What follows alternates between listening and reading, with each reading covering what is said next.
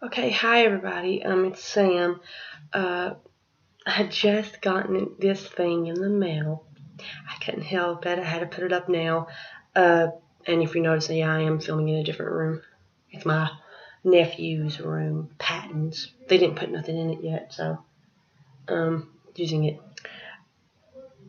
It took it forever to get here, and I'm like, what's taking me so long? I didn't read the description of where it's coming from and what kind of edition, paperback, hardback.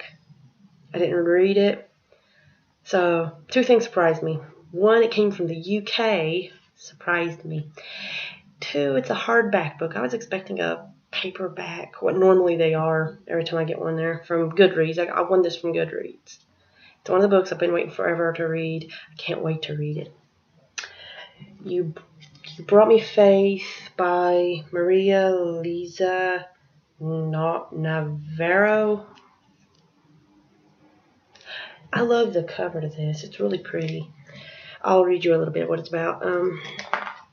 Child prostitution, sexual slavery, and domestic abuse remain ongoing international issues. Young girls and women all over the world are being abused and silenced, but more and more women are breaking their silence to tell their horrific stories. In You Brought Me Faith, author Maria Liza Navarro has chosen to act as a voice for the women who are unable to speak out for themselves. Here is the fictional testimony of Cristina Rivera, a beautiful Filipina. I'm sorry, she doesn't look Filipina. She honestly looks like Chinese, Japanese, Korean. She doesn't look like no Filipina girl, does she? But whose harrowing tale represents the collective voices of abused women and girls from across Asia. Filipina. Maybe. Who literally leaps out of the pages with their lively narrative. Christina's story begins in Philippines, Cebu, where she spent the first 6 years of her life as a happy child. But after the death of her beloved father, Christina is suddenly thrust into a world of violence as her own mother and siblings began to abusing her, enslaving her as a personal maid, and even committing acts of incest and rape.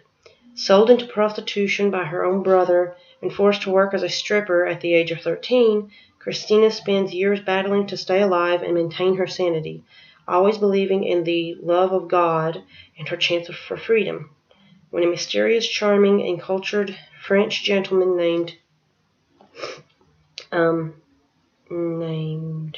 Alain Moreau appears in her life. Christina falls in love, convinced she has found her savior.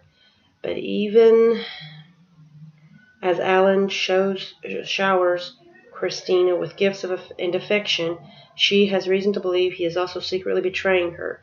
Now trapped between two worlds, her cruel, heartless family and the man she loves but cannot trust, Christina must find her independence and rise above a life of drugs and prostitution, physical and emotional torture, and slavery, with no one to depend on but herself.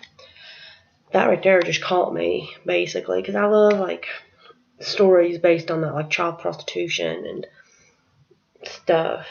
I don't like it happening, but, the women fighting through it and everything. It's I love them stories. I don't know whether, I think it's a collecting of, true stories, except that she all put it all into this one woman's story. And also what surprised me is how thick this thing is. I'm not sure when I'll be able to pick this up, but I will try to pick it up soon. It's 500 and some pages, I'm thinking.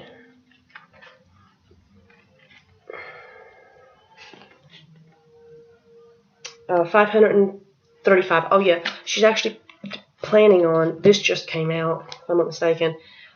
So I think you might be able to find a copy of it if you're interested. But she's planning on making 2 other books in this, and the other book, Cristina Rivera's story, continues in You Shattered My World, to be released in summer of 2015. So most likely that one's also out. I'm going to try to get that one too. Turn to read an expert. Oh, it's got a chapter of it. I'll read that too. Oh, ooh, I want to see the author. Give me a minute. Pretty.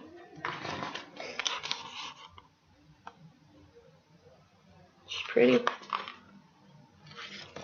Well, that's all I got to tell you today. Man, that's 5 minutes, me just talking about this.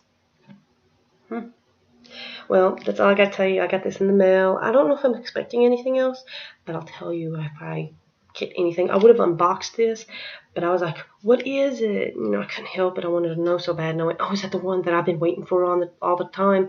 I couldn't remember the title, but I remembered her on the front. As soon as I opened it up, I saw a hardback. I went, no, it can't be it. And I pulled it out, and yep. But I can't wait to read this. I'll probably get to it really, really soon. So, bye, everybody. Oh, wait, actually, first, before I sign off, I wonder what you guys are reading or watching at this moment. Like, what's your favorite books and movies? Bye, everybody.